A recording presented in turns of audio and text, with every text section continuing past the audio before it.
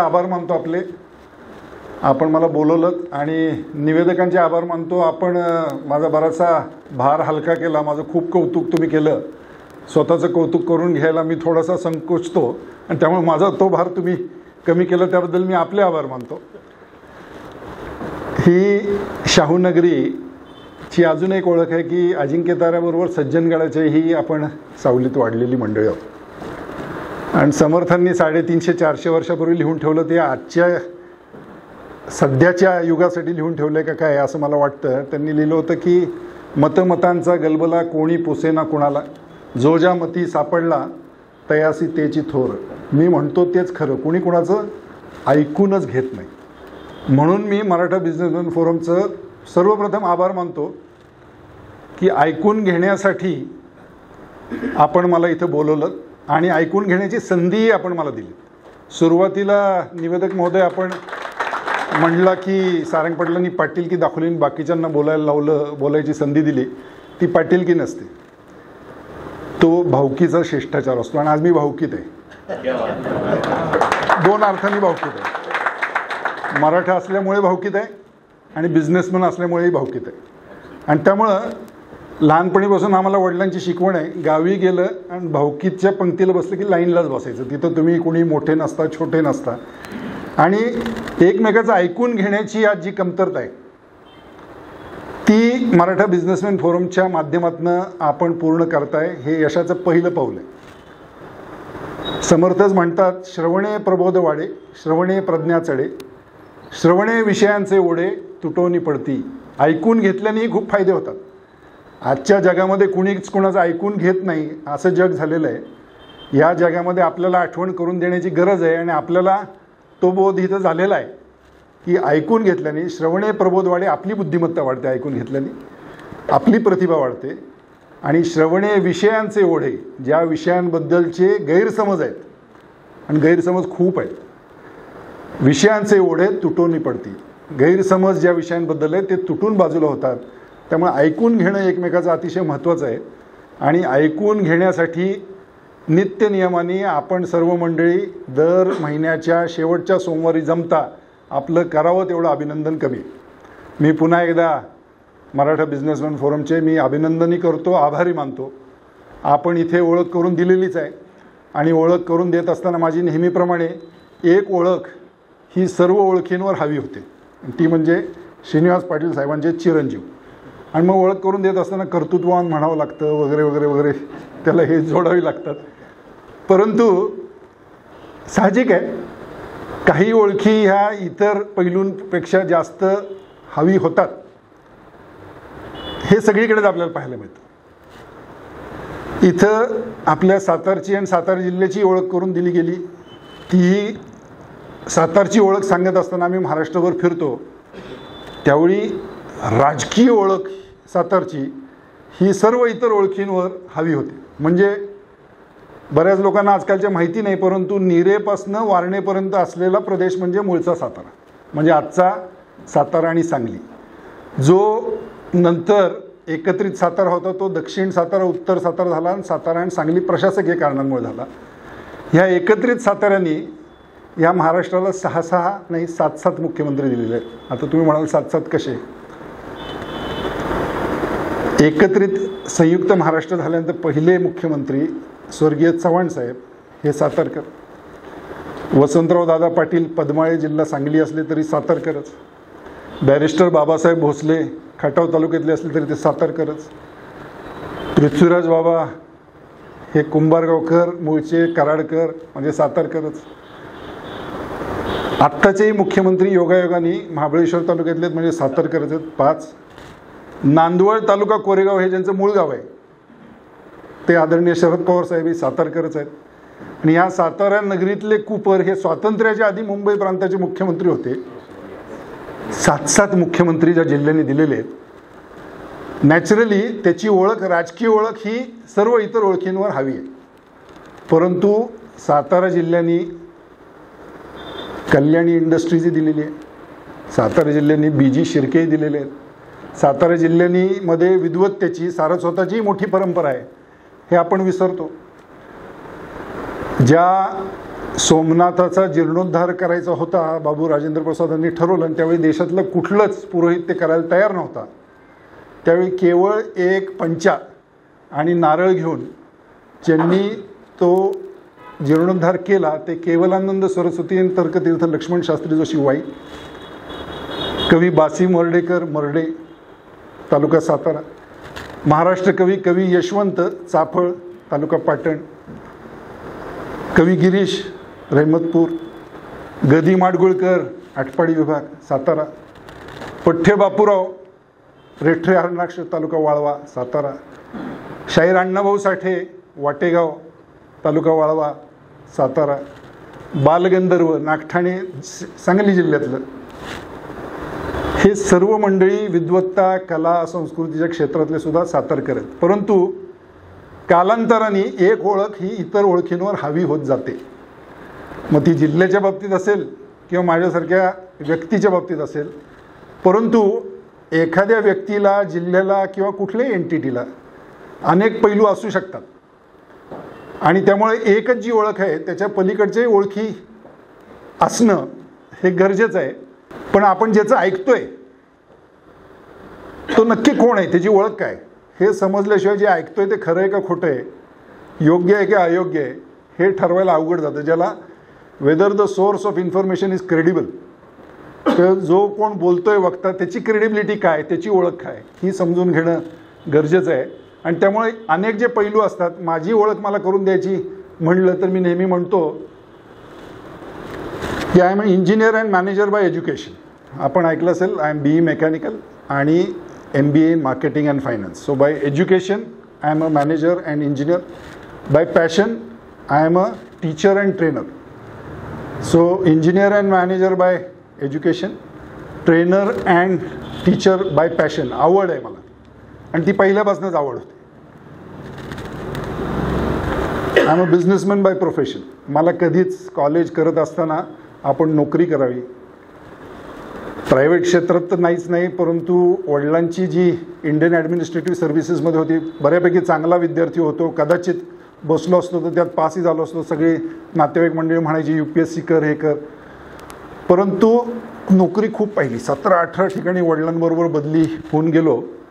आणि अलीकडच्या काळात आपण पाहतोय, अगदी सरकारी नोकरी जरी असली तरीसुद्धा शेवटी yes sir, no sir, thank you sir, sorry sir. कितीही मोठा आपण अधिकारी झालो तरी एक मोठा कोणतरी असतोच. आणि ते स्वभावात नसल्यामुळे कदाचित पहिल्यापासून नोकरी करण्याबद्दल मला अट्रॅक्शन नव्हतं. आपलं काहीतरी असावं, आपला बिझनेस असावा. आणि मग तो बिझनेस कुठल्या क्षेत्रात, आपल्याला जे पॅशन आहे शिक्षणाच्या क्षेत्रात. म्हणून I am a teacher by passion, businessman by profession. आणि शेवटची जी ओळख तुम्हाला सर्वांना परिचित आहे तीच सांगितली जाते, I am a political worker by conviction. मला हा विश्वास आहे की आपण जरी बिझनेस करत असलो, आपण कितीही पैसा कमवला, आपण कितीही मोठे झालो, तरी समाजाची सेवा करण्याचं सर्वोत्तम माध्यम जे आहे ते राजकारण आहे. कारण राजकारण इज अन ॲम्प्लिफायर. आपण वैयक्तिक ह्याच्यावर किती मोठे झालो, CSR म्हणजे देश फक्त CSRवर चालेल का? नाही, शेवटी सरकार लागतं. सरकार लागतं म्हणजे राजकारण लागतं, म्हणजे निवडणुका लागतात. ते माध्यम जर आपल्या हातात असेल तर तुमची जी मूळ गुणवत्ता, ताकद आहे त्याच्या 10 पटीने तुम्ही समाजाचं काम करू शकता. And that is why politics is an amplifier. I believe in this. This is my firm belief and conviction. And that is why I am a political worker by conviction. माझ्या बिझनेसबद्दल थोडंफार सांगितलं, त्यामुळे मी त्याच्यात जास्त सांगणार नाही. मी इथं म्हणजे माझ्या बिझनेसचं प्रमोशन करण्यासाठी आलेलं नाही, त्यामुळे थोडक्यात फक्त पण त्याची व्याप्ती काय आहे. सनबीम ग्रुप ऑफ कंपनीजमध्ये 3 कंपन्या आहेत. Sunbeam Infocom private limited, Sunbeam infotech private limited and Sunbeam computing technologies private limited. आत्ताच सांगितलं. आणि योगायोगाने 25 वर्ष जी मला उद्योगात झाली त्याला बरोबर 2 दिवस फक्त झालेले. 25 नोव्हेंबर 1998 ला आमची पहिली स्थापना सनबीम कराडची, कराड इथे झाली. स्वर्गीय चव्हाण साहेबांच्या पुण्यतिथीचा जो स्मरणाचा जो दिवस असतो 25 नोव्हेंबर, त्या दिवशी माझ्या कराडच्या सेंटरचं त्यावेळी उद्घाटन झालं. आणि हे सीडॅकचं सेंटर, ट्रेनिंग सेंटर, मी सीडॅकमध्ये 2 वर्ष नोकरी केलेली आहे. डॉक्टर विजय भटकर ज्यावेळी चेअरमन होते ते परम संगणक बनवणाऱ्या सीडॅकमध्ये मी 96 ते 98 स्वतः नोकरी केली आणि ज्यावेळी सीडॅकला त्यांचं ट्रेनिंग सेंटर पश्चिम महाराष्ट्रात उघडायचं होतं त्यावेळी मी हात वर केला. खरं 25 वर्षाचाच होतो, पण एक वेडं धाडच असतं म्हणतात तसं मी हात वर केला की सर मी हे करू शकतो का. पण म्हणले मग सांभाळणार कोण, कारण मी तिथे सर्व्हिसला होतो. मी म्हटलं सर आपण मला संधी दिली तर मी इथनं रिझाईन करतो सीडॅकमधनं. ते गव्हर्नमेंट ऑफ इंडियाचं मिनिस्ट्री ऑफ कम्युनिकेशन्स टेक्नॉलॉजीमधलं सरकारी संस्था आहे सीडॅक, पण मी म्हटलं मी तिथनं रिझाईन करतो आणि आपण संधी दिली तर मी उघडतो. आणि सीडॅकचं कराडला सेंटर जे झालं तोपर्यंत 9-10 सेंटर्स ट्रेनिंग सेंटर्सची सीडॅकची भारतात होती. ती फक्त मुंबई, दिल्ली, हैदराबाद, बँगलोर, पुणे आणि मला वाटतं चेन्नई ह्या मेट्रो सिटीजमध्ये होती. आणि तिथनं डायरेक्टली 90 सेंटर हे तालुक्याच्या ठिकाणी निघालं, कारण माझं ते गाव होतं, मला तिथं जाऊन काहीतरी करायचं होतं. त्या काळी फारसं कम्प्युटरचं जाळं किंवा कम्प्युटरचं त्यावेळी लोक म्हणाले कशाला शिकायचं आहे, कोण वापरणार आहे, ते काय आपण काय इंजिनियर आहे का. पण आज परिस्थिती अशी कुठल्याही क्षेत्रात आपण असला तरी मला कम्प्युटरचा काय उपयोग हा प्रश्न आता समूळ त्याचं नष्ट झालेलं आहे समाजातनं. कुठल्याही क्षेत्रात आपण असला तरी, पण त्यावेळी त्याची परिस्थिती नव्हती. त्याच्यानंतर 2 वर्षांनी पुण्याच्या गुलटेकडीमध्ये आमचं सनबीम कम्प्युटिंग टेक्नॉलॉजीजचं पहिली सुरुवात केली. ती फार लहान होती, 5000 स्क्वेअर फुटातनं. नंतर हे साधारणतः 10,000 स्क्वेअर फुटाचं गुलटेकडीला आम्ही 2000 साली चालू केलं. आणि लेटेस्ट 2019ला हिंजवडी IT पार्कमध्ये हे साधारणतः 75,000 स्क्वेअर फुटाची फॅसिलिटी हे केली. चांगला प्रगती करू शकलो. 5,000 स्क्वेअर फुटातनं साधारणतः लाखभर स्क्वेअर फुटाच्या इन्फ्रास्ट्रक्चर आहे. 10 लोकांपासून चालू केलं होतं, ते साधारणतः 150 लोक आहेत. परंतु ही प्रगती होत असताना सगळंच काही असतं असं नाही. खूप वेळा खूप अडचणी येतात. आपण इथे वेगवेगळ्या क्षेत्रातले उद्योजक आहात. आपलेही अनुभव माझ्यापेक्षा खूप मोठे आहेत. काही लोकांचे अनुभव कदाचित माझं वय आहे तेवढे कदाचित जगदाळे साहेबांचे वगैरे 40-50 वर्षाचे अनुभव असतील. आणि त्यामुळं मी इथं काही शिकवायला आलेलं नाही. म्हणजे जरी समर्थ रामदास म्हणतात जे जे काही आपणासी ठावे ते हळूहळू शिकवावे, शहाणे करून सोडावे सकळ जन. पण मी असं गृहीत धरत नाही की इथं लोक शहाणे नाहीत. माझ्यापेक्षाही शहाणे आहेत, माझ्यापेक्षाही जास्त ज्ञानी आहेत, माझ्यापेक्षाही जास्त अनुभवी आहेत. परंतु जे जे काही मला ठाऊक आहे ते आपल्याबरोबर शेअर करणं ह्या एका हेतून मी इथं आलेलो. आता आपण म्हणाल ह्या महाशयांचा इथं फोटो का, की काही तुलना वगैरे आपली स्वतःची ह्यांच्याशी करता येत कधी नाही. विज्ञानाच्या क्षेत्रातला सर्वोच्च बिंदू किंवा सर्वोच्च नाव समजलं जातं ते अल्बर्ट आइन्स्टाईन. अल्बर्ट आइन्स्टाईनची एक कथा कदाचित आपल्याला माहिती नसेल. ह्यांना नोबेल ह्यांनी 1905 साली जे बऱ्याच लोकांना वाटतं अल्बर्ट आइन्स्टाईन म्हणजे E = mc² आणि त्याच्यासाठी नोबेल मिळालं. त्याच्यासाठी नाही मिळालं, फोटो इलेक्ट्रिक इफेक्टसाठी मिळालं. 1905 साली जे केलं त्याचं नोबेल 1921 साली त्यांना मिळालेलं होतं. हे जर्मन होते. आत्ता जे गाझामध्ये वाद चालू आहे, ज्यू इस्रायली, हे पण ज्यू होते, जर्मनीमध्ये राहणारे. आणि 21 साली हे ऑलरेडी नोबेल लॉरिएट होते. पण जसं हिटलर सत्तेत आला आणि ज्यूजवर अत्याचार सुरू झाले तसं ह्यांना तिथनं पलायन करावं लागलं. 1933 साली ह्यांनी पलायन करून अमेरिकेला हे सेटल झाले. अमेरिकेला गेले, सिटिझन लगेच झाले नाहीत. पण अल्बर्ट आइन्स्टाईन 1921 सालचा नोबेल लॉरेट आणि विज्ञानातलं सर्वात मोठं, सायन्समधलं सर्वात मोठं नाव हे ऑलरेडी ते एस्टॅब्लिश्ड होते. आणि तिथे गेल्यानंतर वेगवेगळ्या विद्यापीठांमध्ये त्यांचं स्वागत व्हायचं, सत्कार व्हायचे. अल्बर्ट आइन्स्टाईन आलेले आहेत. आणि MIT नावाचं जे बॉस्टनला विद्यापीठ आहे तिथेही आत्ताच्या काळामध्ये सुद्धा तिथे 10-12 नोबेल लॉरिएट्स फॅकल्टी म्हणून शिकवत असतात. त्या MITमध्ये गेल्यानंतर त्यांचं स्वागत झालं. आणि स्वागत करत असताना असंच गॅदरिंग होतं. जसं आपण 1 मिनिट इंट्रोडक्शन्स दिले तसे प्रत्येकाने इंट्रोडक्शन्स दिले. I am professor Scott and I teach mathematics. कोणते म्हणलं I am professor Smith and I teach quantum physics. कोणते म्हणलं I am professor so and so and I teach this. सर्वात शेवटी आइन्स्टाईन स्टेजवर गेले आणि ते म्हणले I am Albert Einstein and I am a student of physics. So even after so much achievements, he didn't say I am a teacher of physics. He said I am a student of physics. 25 वर्ष झालेली असेल तरीसुद्धा मी अजूनही स्वतःला बिझनेसचा student समजतो. मी काही teacher नाही, त्यामुळे तुम्हाला काही शिकवण्याचा माझा हेतू नाही. परंतु माझे जे जे काही अनुभव आहेत ते आपणासमोर थोडक्यात इथे मी प्रेझेंट करतो.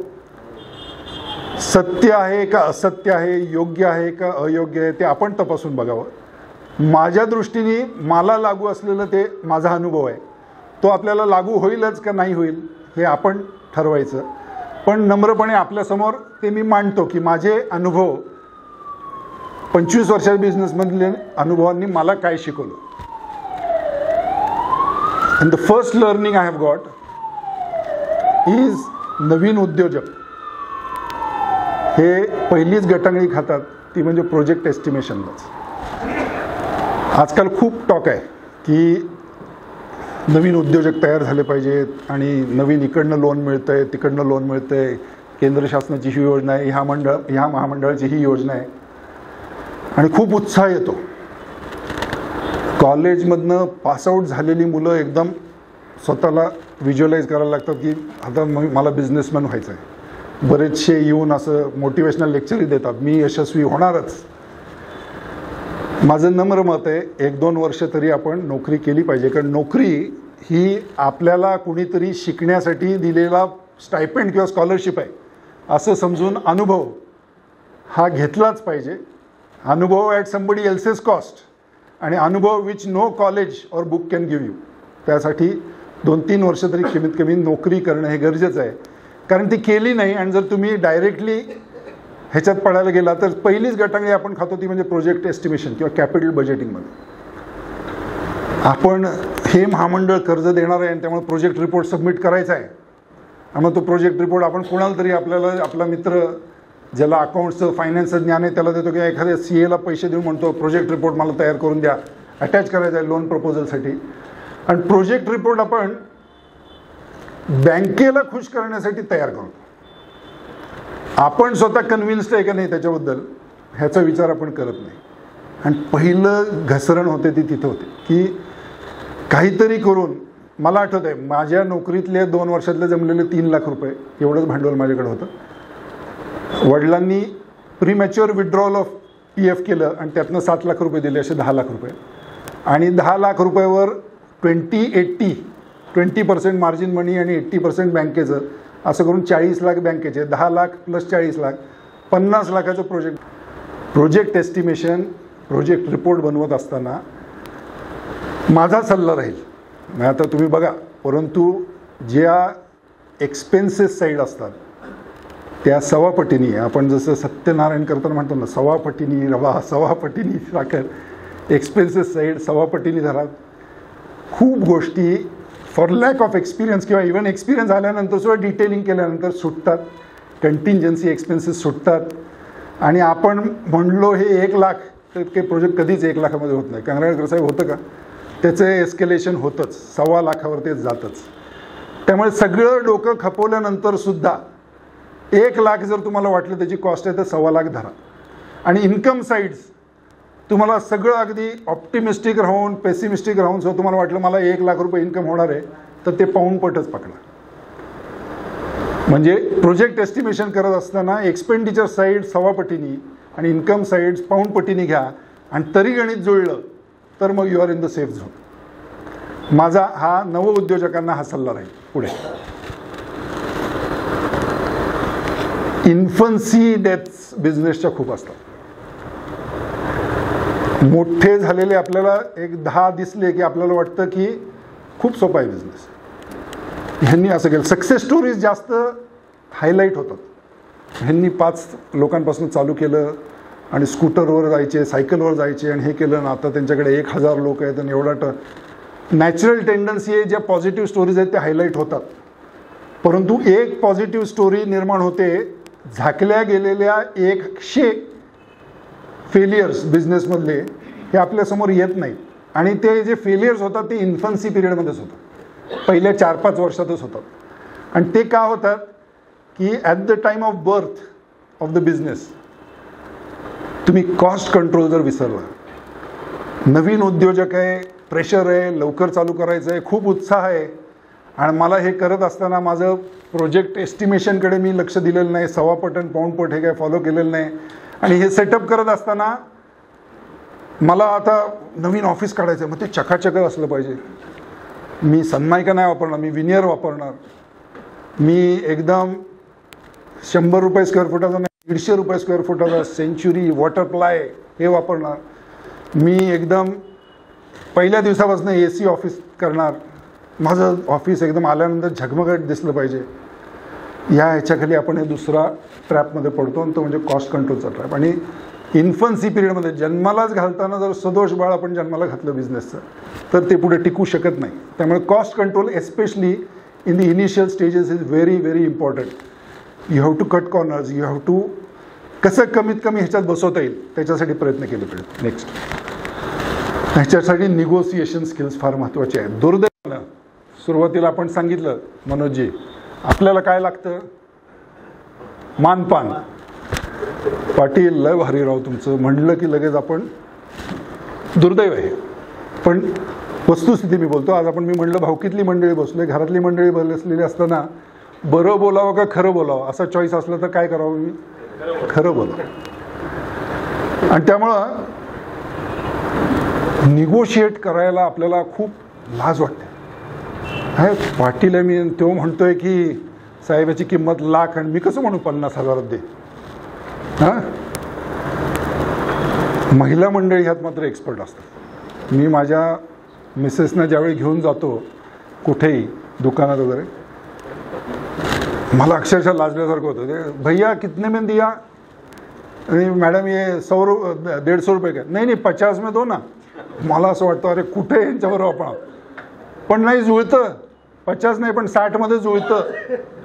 हेही अनेक वेळा पाहतो आपण. पण आपण लाजतो, निगोशिएट करायला आपण लाजतो आणि मग ते कॉस्ट कंट्रोल फसतं. निगोशिएट करायला लाजू नका. खूप मार्जिन्स असतात समोरच्या वेंडर्सच्या. मी असं म्हणत नाही त्याला गाळात घाला, त्याला निगेटिव्हमध्ये जाऊन कोणीच विकत नाही. माझ्या लेटेस्ट, आणि मी हे 25 वर्षात शिकलो, उदाहरणं देतो. लेटेस्ट जे हिंजवडी IT पार्कमध्ये माझं IT पार्क उभी राहिली आहे, मित्सुबिशीच्या लिफ्ट्स, पहिलं कोटेशन आणि दुसऱ्या शिंडलरच्या लिफ्टचे कोटेशन झाले 95 लाख, 99 लाख, 1,03,00,000, 4 लिफ्टचे. आणि मी निगोसिएशनला बसताना आता हे शिकलो होतो, म्हणजे परिस्थितीने 25 वर्षाच्या, आणि शिवाय आमच्या सौनकडनं. म्हणलं नाही 50 होते नाही साहेब कैसे हो सकता, हे इम्पॉसिबल आहे. कॉर्पोरेट निगोसिएशन म्हणजे असं कोणी हे म्हणणं. मग 3 वेगवेगळे वेंडर्स बोलवायचे, एक ब्रँड फिक्स करायचा, 3 सप्लायर्स बोलवायचे, मुद्दामून तिघांना एकाच वेटिंग रूममध्ये बसवायचं. मग त्यांची सायकॉलॉजी हे होती, अरे हाई आलाय, कॉम्पिटिशन आहे. आतमध्ये गेल्यानंतर प्रत्येकाला एक तास परत बाहर जा, रिवाइज्ड ऑफर करून ये. नहीं साहब मुझे हेड ऑफिस बात करना पड़ेगा, दिल्ली करो बिंदास करो, कोई प्रॉब्लम, मुझे बहुत टाइम है. मी त्या 99 लाखाच्या कोटेशन्स असलेले लिफ्ट फायनली 60 लाखात मला मिळाले. खूप मार्जिन्स असतात, खूप ऑफर्स असतात, खूप काही त्यांच्याकडे टर्नओव्हरमधले डिस्काउंट्स, ह्याच्यातले खूप काही असतं. फक्त आपण लाजतो. आणि मला आय एम शुअर 60 लाखात सुद्धा त्यांनी निगेटिव्हमध्ये जाऊन नाही, त्यांनी सगळे अप्रोच घेतले असतील, काही स्कीम्स लावल्या असतील, काही अजून ॲडजस्ट करून दिलं असेल, पण तरी ते प्रॉफिटमध्ये असतं. पण निगोशिएट करायला आपण लाजतो. ते लाजू नका. Be a tough negotiator. मी हे बोलतो, ही स्लाईड आहे ती इनिशियल फेजेसची आहे. बिझनेस ज्यावेळी आपण सुरू करतो त्यावेळेचे अर्ली डेज जे आहेत, before your business is born, त्यावेळेचे हे पॉईंट्स आहेत. पुढे प्रोजेक्ट आपण एखादा म्हणतो सेटअप करायचा आहे. जसं मी म्हणलं की माझं कराडचं सेंटर 50 लाखाचं, म्हणजे 40 लाख बँक, 10 लाख माझे ओन किंवा वडिलांनी दिलेले उसने फंड्स, आणि हे करायचं आहे. आणि आपण ठरवतो त्याच्यात हे पाहिजे, असं रिसेप्शन पाहिजे, असे लॅब्स पाहिजेत, असं ऑफिस ॲडमिनिस्ट्रेटिव्ह ब्लॉक असा पाहिजे, क्लासरूम्स असे पाहिजेत, स्पेसिफिकेशन बनवतो, आर्किटेक्ट्सकडनं त्याचे एस्टिमेट्स काढतो वगैरे वगैरे. मला जुलैच्या आत हे चालू करायचं आहे आणि त्याची कॉस्ट माझी साधारण 50 लाखात बसलं पाहिजे. कालांतराने प्रोजेक्टचं प्रेशर एवढं असतं की आपण सगळं विसरतो. ते डेटच्या आधी काही करून झालंच पाहिजे. उद्घाटनाची आपण आधी तारीख ठरवतो. साहेब तुमची तारीख आहे का?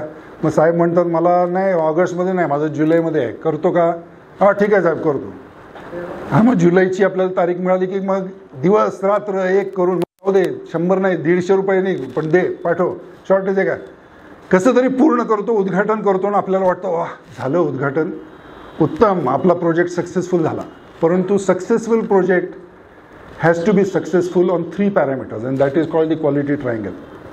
success triangle of a project has to be successful on 3 parameters, and all 3 have to be successful for it to be called a successful project. Number 1, cost limit जे आहेत त्याच्यात तो बसला तरच तो कॉस्ट पॅरामीटरवर सक्सेसफुल. शेड्यूल, टाईम, मला करायचं होतं जुलैमध्ये, माझं कंप्लीट झालं नोव्हेंबरमध्ये, झाला ना चालू, आता विसरून जा सगळं असं आपण म्हणतो नाही, पण तो टाईम शेड्यूलवर फेलियर आहे. आणि क्वालिटी, मला हे करायचं होतं, मला हे एवढं असं पाहिजे होतं, असे स्पेसिफिकेशन्स पाहिजे होते, पण नाही, आता हे 4 गोष्टी राहून गेल्यावर. So on quality parameters it's a failure. So successful project is a project which is successful on cost, schedule and quality, तरच तो सक्सेसफुल, नाही तर तो पार्शली अनसक्सेसफुल प्रोजेक्ट आहे. पुढे, आणि बिझनेस चालू ज्यावेळी होतो, ऑपरेशन्स चालू होतात, त्यावेळी आपल्या डोक्यात एक खुणगाट पक्की पाहिजे. ह्या सगळ्या कॅल्क्युलेशन्सवरनं मला वाटत होतं माझा 50 लाखात प्रोजेक्ट होईल, फायनली गेला 70 लाखावर. इकडनं तिकडनं उसने हे ते ओडी हे करून अजून 20 लाख ॲडजस्ट करावे लागेल. पण ते सगळं झाल्यानंतर, चालू झाल्यानंतर I should be very clear about my break even, म्हणजे काय कॅपॅसिटीला हा रन झाला आणि किती वर्ष हा चालला तर मी ब्रेक इव्हनला पोचतो, का मी आदबट्ट्यातला धंदा करतोय.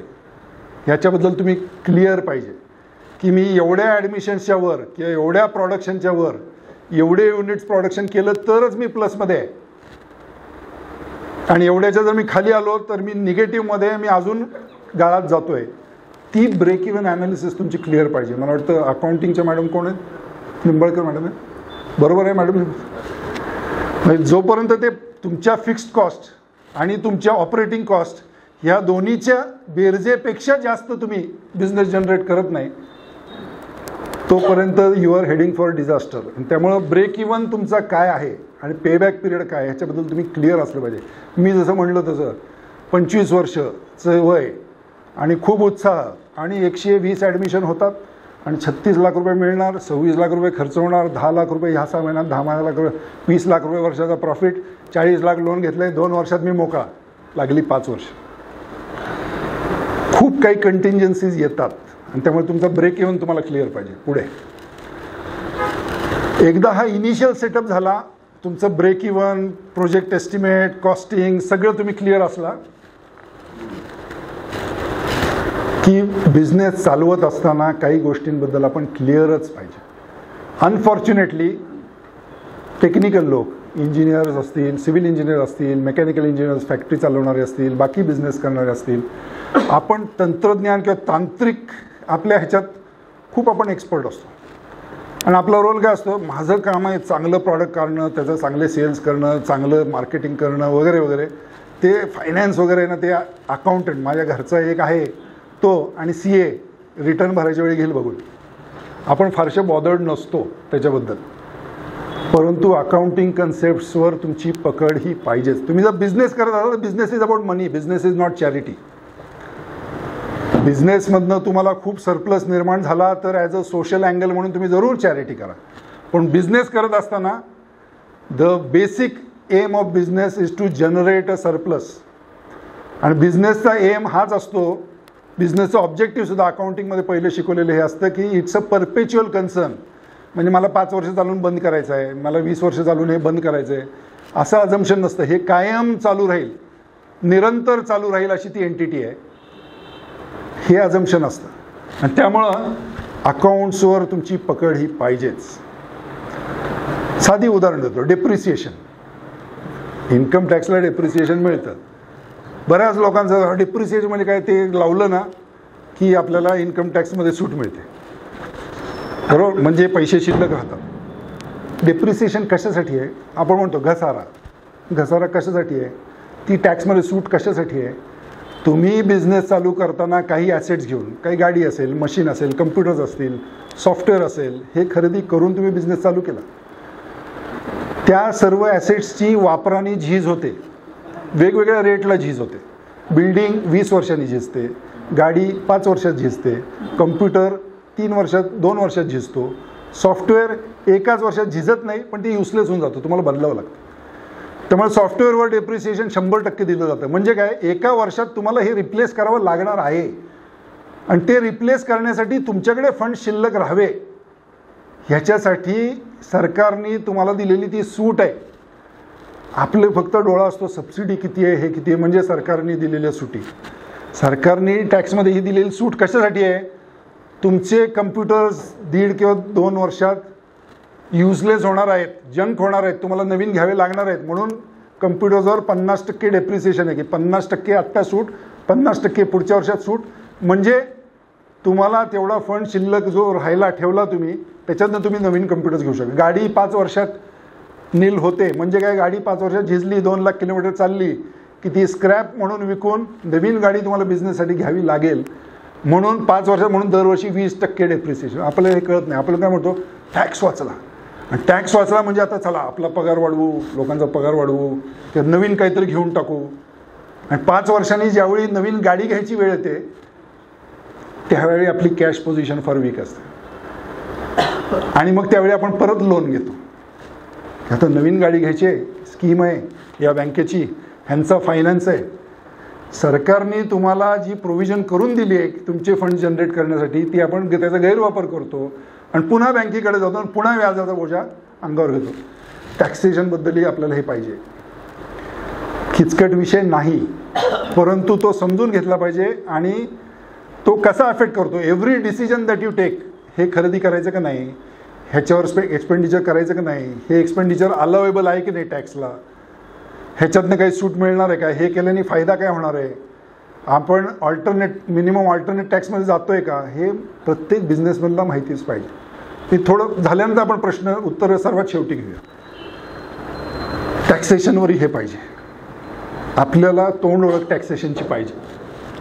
तिसरं जे आहे, मी जे शिकलो आहे, स्टॅट्युटरी कंप्लायन्सेसच्या बाबतीत आपण फार सजग राहिलं पाहिजे. म्हणजे PF असेल, ग्रॅच्युटी असेल, GST असेल, त्याचे रिटर्न्स असतील, ह्याकडे आपण दुर्लक्ष करतो. म्हणजे साधारण आपण म्हणतो बघून गेला, अकाउंटंट बघेल, CA बघेल, काही नसतं त्याच्यात. आणि काय बघू, स्क्रुटिनीला आली तर हे बघू. GST डिपार्टमेंटमधलेच माझे मामा आहेत. अधिकारी मंडळी आणि विशेषतः हायर लेवलची अधिकारी मंडळी असतात, ही आपल्यापेक्षा फार स्मार्ट असतात, हुशार असतात, ज्ञानाने हुशार असतात, मोठी असतात. आपण ह्या आविर्भावात जातो की त्यांना अधिकाऱ्यांना काय कळतं आहे, ह्या डिपार्टमेंटच्या अधिकाऱ्यांना सगळे कळतात. आणि शीतावरनं भाताची परीक्षा म्हणतात तसे त्यांच्याकडे काही इंडिकेटर्स, रेशिओज असतात की नुसती तुमची बॅलन्स शीट 2 वर्षाची किंवा 2 वर्षाचं P&L बघितलं तर त्यांना कळतं कुठं पाणी मुरतं आहे. बॉस असतात हे.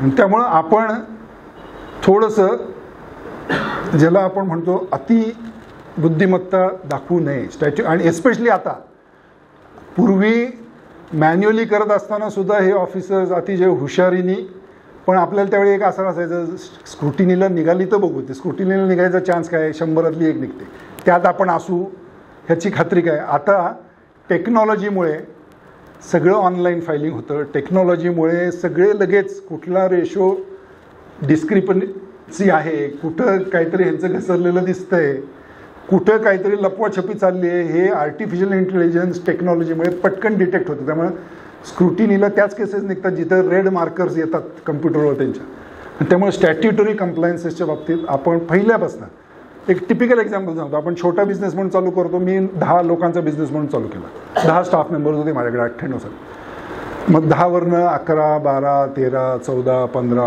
18, 19 झालं की मग ते एक भूत मागे लागतं, PF. 19 झाले एम्प्लॉईज की PF. मग अनेक लोक नको त्या भानगडीत पडू, ते PF म्हणजे एकदा तुम्ही रजिस्टर केले की मग ते भूत मानगडीवरनं उतरत नाही, असं करू नका, ते अवॉइड करा, ते काय ते दुसरीकडनं दाखवा, त्यांना काय ते जॉब वर्कवर दाखवा किंवा दुसरी एखादी कंपनी काढा आणि त्याच्यात ते 10 लोक शिफ्ट करा आणि इकडे 5 लोक घ्या, असे सगळे करामती, दोरीवरच्या कसरती करा, असे सांगणारे भरपूर असतात. परंतु तुम्हाला जर ग्रो व्हायचं असेल, मोठं व्हायचं असेल, तर ह्या करामती खूप दिवस चालत नाहीत. तुम्हाला हे प्लॅनच करावं लागतं की माझं 19 नाही, आज माझे 150 लोक आहेत, मी जर या करामती करत बसलो असतो कधीच वाढलो नसतो. त्यामुळे एक्सेप्ट की हे करावं लागणार आहे, वी शुड बी कंप्लायंट आणि we should be doing it, adjusting for it or preparing for it if you want to grow. माझ्या कंपनीतला प्रत्येक माणूस हा गेले 2006ला 2004ला मी PF कंप्लायंट झालो. 2004 पासून पूर्ण, छोटी कंपनी आम्ही, फार मोठी नाही, Touching 20 crores turnover is not a very big company. We are not even medium sized, we are mini sized. परंतु each employee has PF, gratuity, ESI, जिथे जिथे ESI लागू आहे तिथे मेडिक्लेम सुद्धा. कारण लोक आपला खजिना आहे, ते खुश असले, सेफ असले, सिक्युअर असले तर निवेदक महोदय आपण म्हणला की मी 150 कुटुंबांचं पालनपोषण करतो, तसं नाही, उलट आहे. ती 150 मंडळी माझं पालनपोषण करतात, हे आपण समजून घेतलं पाहिजे. त्यांच्या जीवावर आपण आहोत आणि त्यामुळे त्यांना हॅपी ठेवणं, त्यांना सिक्युअर ठेवणं, ह्याच्यातच तुमची पुढे वाढ होऊ शकते. त्यामुळे स्टॅट्युटरी कंप्लायन्सेसबद्दल तुम्ही घाबरू नका, करा, काही अवघड नाही. ठीक आहे, एक रिटर्न वाढतं, परंतु त्यांनी तुमची खूप हेडेक्स हे कमी होतात पुढे. Human resources are your biggest asset. लोक माझ्याकडे 1998 पासून 25 वर्ष जे माझ्याबरोबर आहेत, असे 150 पैकी कमीत कमी मला वाटतं 18-19 लोक आहेत जे 25 वर्ष माझ्याकडे. आमची इंडस्ट्री सॉफ्टवेअरची, ज्याच्यामध्ये तर जॉब शिफ्टिंग आणि जॉब हॉपिंगसाठी नोटोरियस आहे. आज इथे असला की 1 वर्षाने तो दुसरीकडे असतो, कारण 25% राईज, 50% राईज सहज मिळते. अशा वेळी 25 वर्ष माझ्याबरोबर असलेले लोक आहेत की human resources are most valuable. आपलं छोटं दुकान असेल, आपली छोटी कन्सल्टन्सी असेल, जिथे 1-2 असिस्टंट आपले असतील, परंतु ते सुद्धा व्हॅल्युएबल असतात. त्यांना व्हॅल्युएबल म्हणूनच ट्रीट करा, त्यांना ग्रूम करा. कॉम्पिटिशन, हायर फायनान्शियल ऑफरची कॉम्पिटिशन असताना सुद्धा लोक सोडून न जावं असं जर आपल्याला वाटत असेल तर they have to be treated properly, they have to be taken care of properly. कोणालाही शिफ्टिंग आवडत नाही, परंतु जर ग्रोथ दिसत नाही आहे किंवा आपुलकी दिसत नाही, मी केलेल्या कामाचं इथे कौतुक दिसत नाही आहे, हे म्हटलं की मात्र लोक स्विच मारतात, इकडे तिकडे बघायला लागतात. पुढे सिस्टीम्स अँड डॉक्युमेंट. आपण किती लहान असलो बिझनेस व्हॉल्यूम वाईज, तरीसुद्धा पहिल्यापासून सगळे डॉक्युमेंट्स ठेवणं, सगळा डेटा ठेवणं, ह्याची सवय पाडा.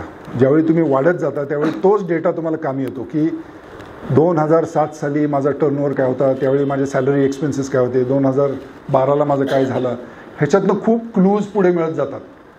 मागचा डेटा जर तुम्ही व्यवस्थित संकलित केलेला असेल. ॲल्विन टॉफलर नावाचा एक पॉवर शिफ्ट वगैरे ज्यांनी पुस्तकं लिहिलेली आहेत तो ऑथर आहे. 90च्या दशकात त्यांनी असं लिहून ठेवलं होतं, जे मी मराठीत सांगतो, त्यांनी इंग्लिशमध्ये लिहिलं होतं की 21व्या शतकात तेच व्यक्ती, त्याच संस्था, त्याच कंपन्या, तेच देश, तेच समूह जगाच्या स्पर्धेत पुढे राहतील. तेच व्यक्ती, देश, समूह, संस्था, कंपन्या जगाच्या स्पर्धेमध्ये त्याच पुढे राहतील ज्या माहितीचं संकलन म्हणजे डेटा गॅदरिंग, संकलित माहितीचं विश्लेषण म्हणजे गॅदर केलेल्या डेटाचं विश्लेषण आणि त्या विश्लेषण केलेल्या डेटामधनं होणाऱ्या ज्ञानाचा वापर चातुर्याने करतील. त्याच संस्था, बिझनेसेस, व्यक्ती, पॉलिटिकल पार्टीज ह्या पुढे राहतील.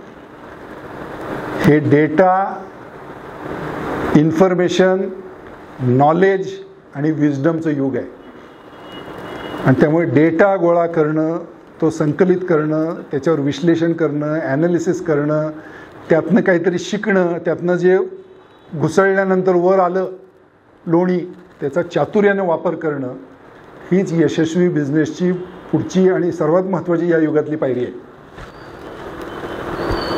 पुढे कायम ऑन गोईंग तुमची ॲनालिसिस 25 वर्ष 50 वर्ष, पण दर महिन्याला किती छोटा बिझनेस हो, आम्ही आमच्या ह्याच्यात पहिल्यापासून हे ठेवलेली आहे. क्वार्टरली रिव्ह्यू आमचा होतोच. सगळे all 150 members on zoom seat आणि या क्वार्टरमध्ये काय काय झालं, काय टर्नओव्हर झाला, किती ॲडमिशन झाल्या, किती मुलं प्लेस झाली, काय आता पुढं अडचणी आहेत, कुणाचे किती वर्किंग आवर झाले, गुड परफॉर्मर्स कोण आहेत, कुणाला अजून एनकरेज केलं पाहिजे, नवीन अचीवमेंट कोणी केली, ह्याचा रिव्ह्यू आम्ही दर क्वार्टरला घेतोच. आता तुम्ही म्हणाल हे 4 आने की मुर्गी और 12 आने का मसाला, आम्ही एवढे छोटे कंपन्या आम्ही हे सगळं कुठं केलं तर तुम्ही मोठे व्हाल. स्वॉट ॲनालिसिस म्हणजे periodic assessment of your strengths. S for strengths तुमची बलस्थानं, W फॉर वीकनेस तुमचे वीकनेसेस, O फॉर ऑपॉर्च्युनिटीज आणि T फॉर थ्रेट्स. काय माझे बिझनेसची आत्ता बलस्थान आहेत काय माझी मर्मस्थान आहेत किंवा कुठं माझे विकनेसेस आहेत, आजूबाजूच्या आहेत. हे इंटरनल झालं बिझनेसचं, कंपनीचं इंटरनल. आणि आजूबाजूच्या एन्व्हायरमेंटमध्ये आता कुठे संधी आहेत, ऑपॉर्च्युनिटी आहेत, आणि आजूबाजूच्या एन्व्हायरमेंटमधनं कुठं मला थ्रेट्स आहेत, कुठे धोके आहेत.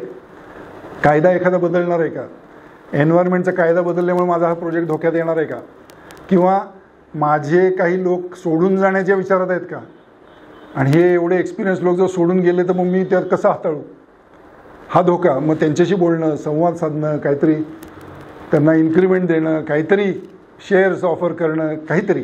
You have to mitigate the threats analysis.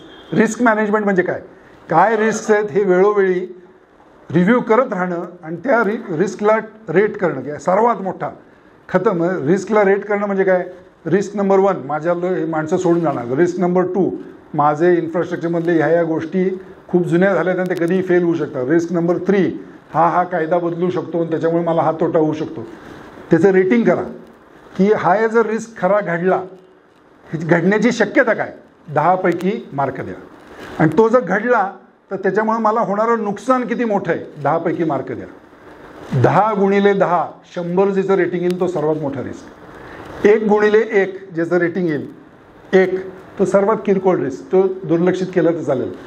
पण 100, 90, 80 असं ज्याचं रेटिंग येते त्या रिस्कला मला जाऊन त्याच्याबद्दल काय ते प्रोॲक्टिव्हली ते उद्यावर बघू नंतर बघू करून चालणार नाही. मला त्याच्यावर ॲक्शनच घ्यावे लागतील.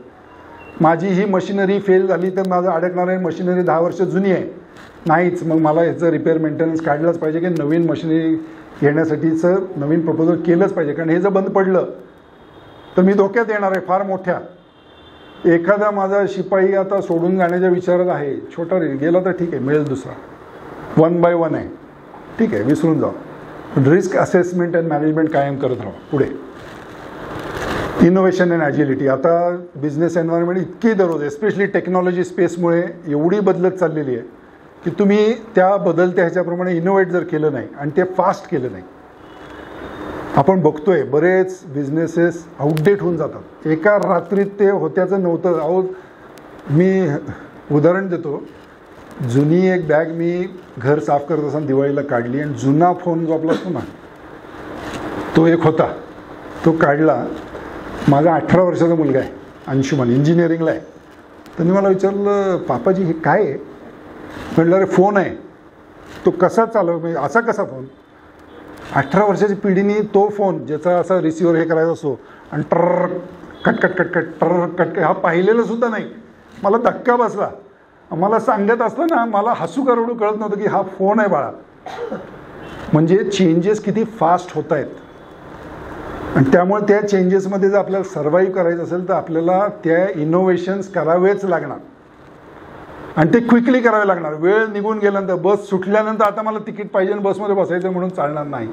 Next, integration and diversification. ही बिझनेस स्ट्रॅटेजी ही आपल्याला लॉंग टर्ममध्ये करावी लागते. इंटिग्रेशन म्हणजे काय, जो माझा कोर आत्ताचा बिझनेस आहे त्याच्यातलं फॉरवर्ड इंटिग्रेशन किंवा बॅकवर्ड इंटिग्रेशन. म्हणजे उदाहरणार्थ मी परवा एका अजेंटा युनिव्हर्सल फॅब्रिक्स म्हणून कंपनी आहे कराड तासवडे MIDCमध्ये, तिथे गेलो होतो.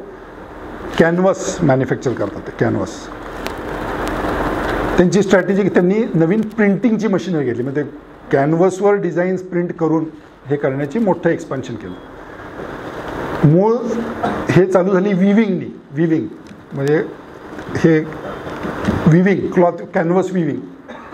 मग कालांतराने कळलं की विविंग आपण करतोय, ठीक आहे, चांगलं चाललंय, परंतु विविंग करण्यासाठी जे सूत आपण घेतो त्याच्या क्वालिटीवर आपण डिपेंडेंट होतो. ते जर सूत चांगलं लागलं नाही लॉट तर आपलं मार खातं. म्हणून मग स्पिनिंगही काढलं, बॅकवर्ड इंटिग्रेशन. स्पिनिंग झालं, आपलाच धागा आपण तयार करायचा, बॅकवर्ड इंटिग्रेशन. विविंग केलं, आपण विविंग केलेलं कॅनव्हास एक्सपोर्ट करतो आणि मग तिथल्या त्या हाय म्हणजे क्वालिटीच्या प्रिंटिंग मशीन्सवर मग ते प्रिंट करून मग पुढे पाठवतात स्टिचिंगसाठी. मग फॉरवर्ड इंटिग्रेशनही करूया म्हणून प्रिंटिंग मशीनरी. म्हणजे इंटिग्रेशन. आपण एखाद्या कोर बिझनेसमध्ये असताना पुढची स्पेस आणि मागची स्पेस कालांतराने आपण व्यापू शकतो का, हे फॉरवर्ड अँड रिव्हर्स इंटिग्रेशन आहे. आणि डायव्हर्सिफिकेशन ही वेगळी स्ट्रॅटेजी आहे. मी एकाच इंग्लिशमध्ये एक म्हण आहे, don't put all your eggs in one basket. Right. सगळी अंडी एका टोपलीत ठेवू नका, टोपली पडली तर सगळीच अंडी फुटते. डायव्हर्सिफिकेशन. आता मी 15 वर्ष हे केलं, थोडंसं काही वेगळं करू शकतो का? कारण ह्याच्यात जर मंदी आली तर माझं सगळंच बसेल. मग थोडंसं त्याच्याविषयी वेगळं, ज्याचा इफेक्ट मंदी आली तर ह्याच्यावर आली तर ह्याच्यावर येणार नाही, अशा एखाद्या लाईनमध्ये मी जाऊ शकतो का? डायव्हर्सिफिकेशन. तुम्ही बघा, सगळे मोठे जे ग्रुप्स आहेत, जी नावं तुम्हाला भारतात घेता येतील, they are all diversified groups. Whether it is Tata, Reliance, Adani, they are all diversified. म्हणजे मिठापासनं ते विमानांपर्यंत बनवण्याची याची तयारी आहे. वाय? They have diversified. हे जर थोडं कमी आलं, कालबाह्य झालं तरी ही लाईन आहे, हे जर आलं तर ही लाईन आहे. डायव्हर्सिफिकेशन आपल्याला कालांतराने एकदा मूळ ह्याच्यात पकड घेतल्यानंतर आपल्याला करावी लागते. पुढे हे सगळं झालं बिझनेस चालवताना मीडियम टर्ममध्ये. म्हणजे 25 वर्षात जे जे काही मी शिकलो, आणि मीही ते केले, मी मुद्दाहून माझे एक्झाम्पल्स इथे दिले नाहीत. आम्ही हे केलं की आमच्या इथं मुलं जी शिकायला येतात ती ऑल इंडिया एंट्रन्स एक्झाम देऊन येतात. आत्ता सध्या माझ्याकडे वर्षाची 1400 मुलं शिकतात. 30,000 मुलं विद्यार्थी आमची शिकलेली आहेत, आणि त्या 30,000पैकी जवळजवळ 28-29,000 ही मोठमोठ्या IT कंपनीमध्ये देशात आणि परदेशात प्लेस झालेली आहे. प्लेस करण्याची प्लेसमेंट ॲक्टिव्हिटी हे माझं फॉरवर्ड इंटिग्रेशन होतं. आणि ती मुलं देशभरातनं येताना एक्झाम देऊन यावं लागतं ऑल इंडिया एंट्रन्स एक्झाम, म्हणून एक्झामची तयारी करणारं एक इन्स्टिट्यूट हे माझं बॅकवर्ड इंटिग्रेशन होतं. पुढे आणि हे मीडियम टर्ममध्ये, म्हणजे इनिशियल 1 वर्षाच्या बिझनेसचं मी सुरुवातीला सांगितलं. 5 ते 10, 15 वर्ष करत असताना आपण काय काय केलं पाहिजे ते सांगितलं. आणि जर लॉंग टर्म प्लेअर तुम्हाला राहायचं असेल तर मग काय गोष्टी इम्पॉर्टंट होतात ते मी तुम्हाला सांगतो. सगळ्या बिझनेस डिलिंग्समध्ये, सगळ्या निगोसिएशन्समध्ये, सगळ्या व्यवहारांमध्ये दोन्ही साईडला बेनिफिशियल असेल तरच ते ॲग्रीमेंट्स टिकतात. एका बाजूने दुसऱ्या बाजूचं शोषण होतंय अशी ती ॲग्रीमेंट असली तर ती फार काळ टिकत नाही. हा माझा अनुभव आहे. मी कधीच पार्टनरशिपमध्ये पार्टनर घेण्याचे, इन्व्हेस्टर्स घेण्याच्या भानगडीत पडलो नाही. जे काही करायचं ते आपलं हळूहळू जनरेट करून करायचं. परंतु मी अनेक business partnerships, business agreements, investments, investors आणलेले प्रकार, फार वाईट प्रकारच्या भांडणांमध्ये परिवर्तित झालेले पाहिलेले आहेत. कारण जे एक बेसिक आहे की विन विन, तुझंही 2 पैसे फायदा झाला पाहिजे, माझाही झाला पाहिजे, both of us should win, हे दुर्दैवाने आपण पाळत नाही. फेअर अँड इक्विटेबल राहणं, म्हणजे जरी एखादा समोरचा माणूस भोळ्या भाबड्या ह्याच्यात किंवा अज्ञानामध्ये तुम्हाला काहीतरी जास्त ऑफर करून बसला पार्टनरशिपमध्ये येताना किंवा कशातही तुम्हाला सप्लाय करताना, मला माहिती आहे ही गोष्ट 100 रुपयाची आहे, त्याला विचारायला काहीतरी त्याचं कॅल्क्युलेशन रॉंग गेलं, तो म्हणला मी 80 देतो. बरेच वेळा असं होतं. मी सांगतो अरे बाळा तुला 80 परवडणार नाही. नाही साहेब मी देतो ना, तू चेक करून बघ. तू आज 80 देतो म्हणून मी तुझ्याबरोबर ॲग्रीमेंट साईन केली, तर उद्या 2 महिन्यानंतर तू मला परत तोंड दाखवणार नाहीस, सप्लाय करू शकणार नाहीस, मीही गोत्यात येईन कारण मला वेळेवर सप्लाय मिळाला नाही, तूही गोत्यात येईल कारण तू निगेटिव्हमधली तू ॲग्रीमेंट केली. नको करू. परत जा, तू परत चेक कर. परत चेक करून तुला परत जर कॉन्फिडन्स वाटत असेल नाही 80च देऊ शकतो, तुझ्याकडे काहीतरी स्पेशल खाणं आहे, तर मग ये. It has to be a win win situation. दुसऱ्याला निगेटिव्हमध्ये घातल्यानेच मी पॉझिटिव्हमध्ये येऊ शकतो हा समज खोटा आहे, आणि तो फार काळ टिकत नाही. 2 पैसे त्याला मिळावेत, 2 पैसे मला मिळावेत, हा जर विचार करून आपण बिझनेस केला तर तो लॉंग टर्म बिझनेस चालतो. आज मराठा बिझनेसमॅन फोरममध्ये मला वाटतं एखादं उद्दिष्ट हे आहे की आपापसात सुद्धा आपण बिझनेस ऑपॉर्च्युनिटी शेअर कराव्या. ते करत असताना कृपा करून 2 पैसे तुम्हाला मिळावेत देशमुख, 2 पैसे मला मिळावेत, दोघांचाही फायदा व्हावा, हे तंत्र पहिलं पाळलं पाहिजे. आणि त्याच्या पलीकडे जाऊन सांगतो की मला ते मार्केटमधनं 100 रुपयाला मिळतंय, तर तुम्ही मला, मी मराठा आहे म्हणून 102 रुपयाला तुम्ही घेतलंच पाहिजे ही अपेक्षा ठेवून तो वाजवी नाही. We should be competitive and once we are on equal level we should support our community person. But quality, cost ह्याच्या बाबतीत आपण कॉम्पिटिटिव्हच पाहिजे. कुणी कुणावर जास्त काळ उपकार करू शकत नाही, कारण लॉप साइडेड ॲग्रीमेंट जर असली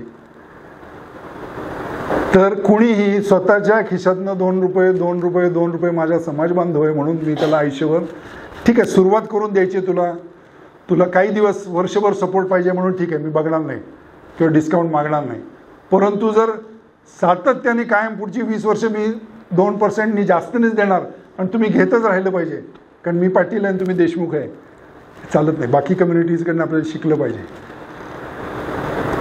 इथं हेही आलं की आपल्या कम्युनिटीचा मूळ इतिहास हा लढवय्या इतिहास आहे. ह्यांनी सांगितलं की शेती हा आपला इतिहास आहे, म्हणजे लालबहादूर शास्त्रींनी जे नारा दिला जय जवान जय किसान तो आपल्यासाठीच दिलेला आहे. त्यामुळे इतक्या वर्षाची जी परंपरा आहे त्यात बदल होत असताना बदल आपल्याला करावा लागेल त्या जीन्समध्ये, आणि बिझनेस मेंटॅलिटीसुद्धा डेव्हलप करावी लागेल. हे कल्चरल शिफ्ट आहे, हा एवढा सोपा नाही. प्रोफेशनलिझम आणि हे आपल्याला निर्माण करावं लागेल. त्याच्यासाठी नवी पिढी असे विचारमंथन होऊन हे करावं लागेल पुढचं. दुसरं, लॉंग टर्म टिकायचं असेल तर तुम्हाला बिझनेस रेप्युटेशन हे स्टॉन्चली प्रोटेक्ट करावंच लागेल. वाघीण जशी पिल्लांना धोका झाल्यानंतर जेवढी ॲग्रेसिव्ह होते तेवढं ॲग्रेसिव्हली तुम्हाला तुमचं रेप्युटेशन प्रोटेक्ट करावं लागेल. रेप्युटेशन आहे तर सगळं आहे. आता 25 वर्ष सनबीम वगैरे इथे सांगितलं, मला कुणीही हातवर करून सांगा 25 वर्षात तुम्ही कधी सनबीमची ॲड कुठे पाहिली का? कुठं होर्डिंग पाहिले, पेपरला ॲड पाहिले, कुठे ॲडव्हर्टाइजमेंट पाहिलं तर आठवत नाही. आम्हाला करावीच लागत, कारण रेप्युटेशन असं आहे की ॲडमिशन ऑनलाईन ओपन झाल्यानंतर 5 ते 10 मिनटात त्या फुल असतात. मागचे गेलेले लोक आम्ही कुठंच ॲडव्हर्टाइजमेंट करत नाही. तुम्ही मला दाखवा कधी, म्हणजे एखाद्या मॅगझिननी दिवाळी अंकाने म्हटलं की शुभेच्छा द्या आम्हाला, तर मग त्या शुभेच्छा स्वरूपात दिलेल्या असतात. परंतु सनबीम आणि आता असा कोर्स चालू होतो आहे आणि एवढ्या फीज आहेत आणि असं सेमिनार आहे आणि इथं या आणि ॲडमिशन घ्या, 25 वर्षात तुम्हाला कधीही अशी ॲडव्हर्टाइजमेंट दिसणार नाही. Satisfied customer is my advertisement and my reputation. अजूनही आमच्या संस्थेमध्ये मुलं सहज कॅन्टीनमध्ये सुद्धा एखादी संस्थेबद्दल वाईट गोष्ट जर बोललेच, म्हणजे मजेत सुद्धा, आणि ती जर कानावर आली तर लगेच आम्ही बोलून घेतो, बाळ काय प्रॉब्लेम झाला, नाही कळालं का हे शिकलेलं. आम्ही ती अशी सोडून देत नाही. 700 मुलं आहेत त्यातलं एक टाळकं बोलत होतं आणि काय विचार नाही. Your reputation has to be protected, right. आणि हे गव्हर्नमेंट रेग्युलेशन रेरा आणून आणि मग ते आणून असं करण्यापेक्षा आपणच जर स्वतः हे केलं, प्रोटेक्ट केलं, आणि एकदा रेप्युटेशन गेलं, बूंद से गई वो हौद से नहीं आती. त्यामुळे आपलं रेप्युटेशन आपण प्रोटेक्ट केलं पाहिजे. That is your best marketing. आणि तिसरं मी एक शिकलेलं की लॉंग टर्ममध्ये तुम्हाला हे करायचं असेल तर ज्या समाजात आपण वावरतो, ज्या समाजात आपण बिझनेस करतो, त्या समाजाला आपण काही देणं लागतो. ते शेवटी सोशल कनेक्शन्स आहेत. समाजातनं आलेला माणूस हा तुमचा ग्राहक असतो, समाजातनं आलेला माणूस हा तुमचा एम्प्लॉई असतो, समाजातनं आलेला माणूस हा तुमचा सप्लायर असतो. त्यामुळे तुम्ही कितीही म्हणलं की मी फार 30 मार खाणार, मी काही देणं लागत नाही, तर ते सत्य नाही. तुम्ही धोक्याच्या मार्गावर चाललेला. आपण जेवायला बसताना सुद्धा आपली संस्कृती आहे, ताट वाढलं की हे करतो आणि एक घास बाहेर काढून ठेवतो. कोण असतं पण कळत न कळत कोणासाठी तरी आपण एक घास आपल्या ताटाला काढून ठेवतो.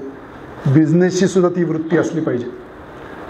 सोशल रिस्पॉन्सिबिलिटी, हे CSR वगैरे जे आहे ना, ते कशासाठी आहे की समाजाप्रती आपली काहीतरी रिस्पॉन्सिबिलिटी आहे, राईट. आणि ती आपण ओळखायला शिकली पाहिजे. त्याच्यामुळे तुमचं रेप्युटेशन वाढतं, त्याच्यामुळे तुमचं ब्रँडिंग वाढतं. हे चांगले लोक आहेत, हे चांगले लोक आहेत असं ज्यावेळी तुमचं रेप्युटेशन, कारण तुम्ही ते तसं ब्रँड क्रिएट करण्यासाठी नाही, पण मनोभावे ज्यावेळी तुम्ही हे करता. आमची सनबीम एज्युकेशन ट्रस्ट आहे, श्रीनिवास पाटील फाउंडेशन आहे. करायची गरज आहे का? नाही, पण करायचं. का करायचं? बिझनेसमध्ये सुद्धा, पॉलिटिक्समध्ये तर होतोच फायदा, परंतु बिझनेसमध्ये सुद्धा आपण टाटा ग्रुपचं नाव घेतो त्यावेळी किती आदराने घेतो. हे लोक चांगले आहेत. हे तुमचं सोशल कनेक्ट, समाजाच्या मनात जर हे प्रतिबिंब असलं तर ज्या वेळी अडचण येते त्यावेळी लोक दगडं मारत नाहीत, लोक विश्वास ठेवत नाहीत. आपण बघतो अनेक वेळा खूप गुणगान होतं, खूप मोठं होतात लोक, मोठे असतात तोपर्यंत खूप लोक मागे हिंडत असतात, आणि एखादी न्यूज जर आली तुम्हाला बदनामीकारक, तर लोक दगडं मारायला कमी करत नाहीत, लगेच दारात उभं राहायला देणेकरी कमी करत नाहीत, आणि एका दिवसात ते कोलॅप्स होतं. त्याच्यासाठी सोशल रिस्पॉन्सिबिलिटी आणि तुमचं बिझनेस रेप्युटेशन हे फार महत्त्वाचं आहे. आणि त्यामुळं मोठं व्हायचं असेल तर ह्या गोष्टी, लांब पल्ल्याचा बिझनेस करायचा असेल तर ह्या गोष्टी आपण केल्या पाहिजेत. त्याच्यासाठी मी हे शिकलेल्या गोष्टी, सत्य काय असत्य काय तुम्ही ठरवायचं. मला ज्या लागू पडल्या, मी जे शिकलो ते मी तुमच्यासमोर मांडलं. तुम्हाला ते बरोबर वाटेलच, तुमच्या बाबतीत ते सत्य असेलच असं काही माझा आग्रह नाही. परंतु मी जे काही शिकलो, मी म्हणलं मी ते शिकवायला आलेलं नाही, मी जे शिकलो ते तुमच्याबरोबर शेअर करायला आलेलो आहे. शेवटी जगद्गुरू संत तुकाराम महाराज म्हणले ते अतिशय ॲप्ट आहे की कणाकणाने धन साठवून मग खर्च करत असताना अतिशय विचाराने, विचारपूर्वक खर्च करायचे. कष्ट करून एक एक एक एक पै जमा करायची आणि खर्च करत असताना तेवढाच विचार करून खर्च करायचा. हे बिझनेसचं गमक आहे. जोडून या धन उत्तम व्यवहारे, उदास विचारे वेच करी. आणि वेच करत असताना, खर्च करत असताना त्यातला एक भाग समाजासाठी, वंचितांसाठी, जे आपले समाज बांधव आपले एवढे फॉर्च्युनेट नाहीत त्यांच्यासाठी हे जर आपण करू शकलो तर माझ्या मते एन्व्हायरमेंट खूप चांगली होऊ शकेल. आज आपण आपली पाठ थोपटतोय काय सांगून की 5 नंबरची इकॉनॉमी इंडिया झाली. बरोबर आहे, सगळे मंडळी टाळ्या वाजवतात. GDP 5 नंबरचा आपला रँकला गेलाय, सत्य आहे. परंतु एक उदाहरण देतो. सॉफ्टवेअर इंडस्ट्रीमध्ये अमेरिकेत जाऊन वगैरे आणि जगभर एवढं रेप्युटेशन आपलं झालं, त्याच्यामागची कारणं शोधली असताना त्यावेळी असं एक बिझनेस मॅगझिनमध्ये होतं की India is the second largest English speaking nation in the world. इंग्रजी भाषा जाणणाऱ्याच्या संख्येमध्ये भारत हा जगात 2ऱ्या नंबरवर आहे. 10% लोकसुद्धा इंग्रजी भारतातले बोलत नाहीत. परंतु 140 कोटीच्या 10% म्हणजे 14 कोटी हे देशात जगातलं 2 नंबरला पोचतो आपण. तसंच 1,40,40,00,000 गुणिले दुर्दैवानं आपला पर कॅपिटा GDP हा 122व्या स्थानावर आहे. पर कॅपिटा दरडोई उत्पन्न देशाचं आपण 5व्या स्थानावर आहे. $2,500 पर ॲनम 5व्या स्थानावर आहे का. 2,500 गुणिले 140 कोटी आपण आपोआप 4-5व्या स्थानावर पोचतो. आपल्यानंतर $38,000 पर ॲनम असलेला फ्रान्स 6व्या नंबरला आहे. $42,000 असलेलं UK 7व्या नंबरला आहे. $2,500 पर ॲनम असलेलं पर कॅपिटा असलेले आपण 5व्या स्थानावर आहे. त्यामुळं प्रत्येक गोष्ट ऐकत असताना त्याचा विचार करून, ॲनालिसिस करून ऐकावी. आणि रिस्पॉन्सिबिलिटी आपली, मी कशामुळे हे सांगतोय, सोशल, आपण मोठे झालो, आपण मिलियनियर झालो, आपण 20 कोटी 25 कोटी 100 कोटी 200 कोटीचा टर्नओव्हर केला, 1000 कोटीचा, म्हणजे आपोआप देश समृद्ध झाला असं होत नाही. आपल्याला तो एक घास काढून ठेवण्याची जबाबदारी आपल्यावर असते. बिझनेसमॅन, बिझनेस आहे पण त्याच्या अंती मॅन आहे, मानव, मनुष्य. तो मनुष्य धर्म आपण कधीही विसरता कामा नये. मराठा बिझनेसमॅन फोरम आपल्या समाज बांधवांप्रती आपला तो धर्म कधीही विसरणार नाही याची मला खात्री आहे. ते करत असताना समाज बांधवांना मदत करावीच, परंतु समाजाच्या पलीकडे सुद्धा जो मोठा समाज आहे त्याच्यावरही कुठं अन्याय आपल्या हातून होता कामा नये ही मी आपणा सर्वांना विनंती करतो. आपणा सर्वांना शुभेच्छा देतो. आपणालाही मोठमोठी यश प्राप्त हो ही ईश्वरचरणी प्रार्थना करतो आणि माझं मार्गदर्शन संपवतो. याच्यानंतर जर कोणाला काही प्रश्न विचारत असले तर मी घेऊ. थँक्यू.